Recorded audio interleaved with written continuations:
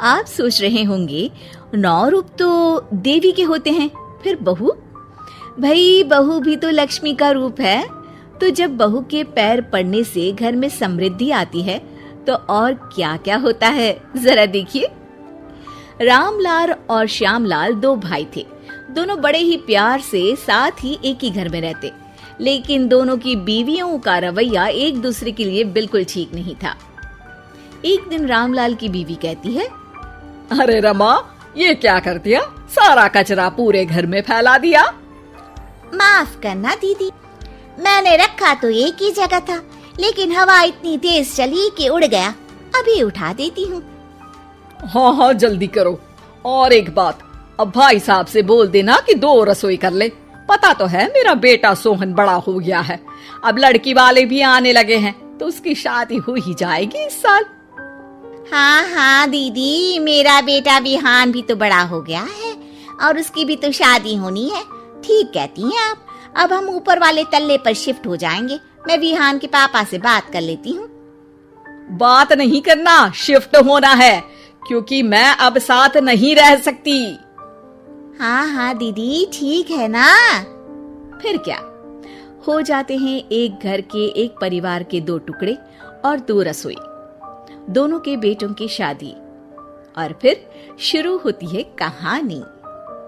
अरे मेरी बहू तो ढेर सारा दहेज लाई है। ये देखो, बड़ा टीवी, एसी, कार और गहने भी।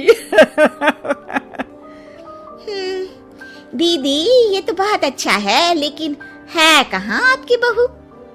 अब वो सो रही है, थोड़ी रिजर्व टाइप की है ना, अपने ही कमरे में रहती है और ज्यादा बात भी नहीं करती।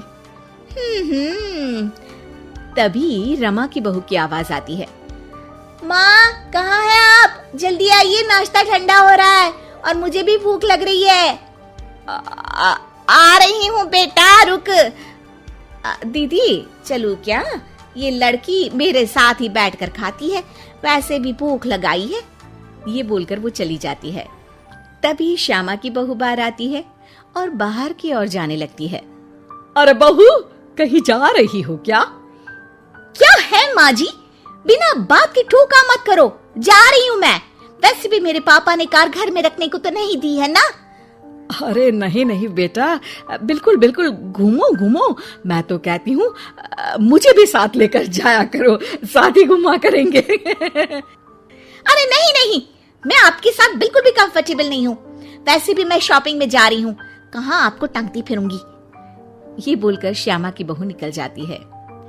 तभी उसके कान में ऊपर वाले तल्ले से हंसने की आवाज आती है। और ये कौन इतनी जोर जोर से हंस रहा है? ऊपर जाती है, जहाँ वो देखती है कि रमा और उसकी बहू साथ बैठकर बातें कर रही होती हैं। फिर तो मम्मी जी इतना मजा आया कि मैं क्या बताऊं। हाँ हाँ बहू, सुनने में ही हंसी नहीं रुक रही। तू तो वहाँ मौजूद थी। तभी दोनों की नजर श्यामा पर पड़ती है। अरे ताई जी आइए ना, आइए। वो उनके पैर छूती है और फिर चाय बनाकर लाती है। श्यामा अकड़कर कहती है, अरे नहीं नहीं, मैं चाय वाय नहीं पीती, बस हंसने की आवाज आ रही थी तो सोचा बता दूं कि टीवी की आवाज धीमी कर लो। अरे टीवी वो देखो दीदी, धूल खा रहा है, वक्त ही नहीं मिलता देखने का। बहू के साथ वक्त कैसे बीत जाता है, इसकी बातें और किस्से कहानी किसी सीरियल से कम नहीं होते। श्यामा को खुशहाल रमा को देखकर जलन होती है। हाँ हाँ, मैं तो तंग आ जाती हूँ इतनी सारी बातें करके, मुझे तो सुकून पसंद है। ये कहकर श्यामा चली जाती है। अगले दिन रमा अपनी बहू के साथ घर से जा रही होती है कि तभी दरवाजे में श्यामा उन्हें टोकती है। अरे कहाँ जा रही हो दोनों? अरे देखिए ना दीदी, इसे शॉपिंग करने जाना था।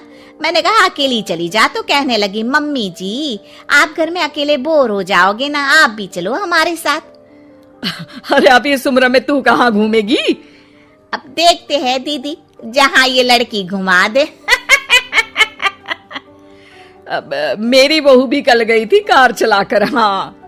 तभी रमा की बहू कहती है, ताई जी मुझे तो कार चलानी नहीं आती, लेकिन हाँ, इस सुहाने मौसम में मम्मी जी को स्कूटी की सैर करा देती हूँ। श्यामा का मुंह बंद हो जाता है। वो अपने कमरे में चली जाती है, जहाँ उसकी बहू बैठकर अकेली टीवी देख रही होती है। बहू, तू भी कुछ बातें किया करना, मैं अकेले अकेले बोर हो जाती हूँ। तो क्या मैं यहाँ आपको एंटरटेन करने आई हूँ? देखिए मम्मी जी, मैं तो सिर्फ ये कहना चाहती हूँ कि ये टीवी मेरे पापा ने दी थी, तो ये टीवी कल तक मेरे कमरे में लग जानी चाहिए, समझिए आप। ये बोलकर वो वहां से चली जाती है। श्यामा सोच लेती है कि वो अब ये सारी बातें अपने बेटे को बताएगी। शाम को उसका बेटा जब घर आता है, अरे देख बेटा, तेरी बीवी सारा दिन अपने कमरे में रहती है, न बात करती है न चित। मैं बूढ़ी सारा दिन भूत की तरह अकेली घूमती रहती हूँ घर में। अरे माँ, मैं क्या बोलूं? मैंने कई बार उसे बोला कि सबके साथ उठा बैठा करो, हंसा बोला करो और मिलकर रहो, लेकिन वो कहती है कि उसका मन ही नहीं करता। अरे क्यों मन नहीं करता है? ऐसा क्या हो गया?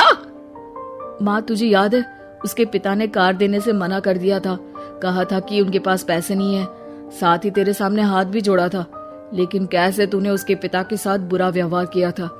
उन्हें कहा था कि पैसे नहीं है तो किसी भिखारी से शादी कर दो अपनी बेटी की।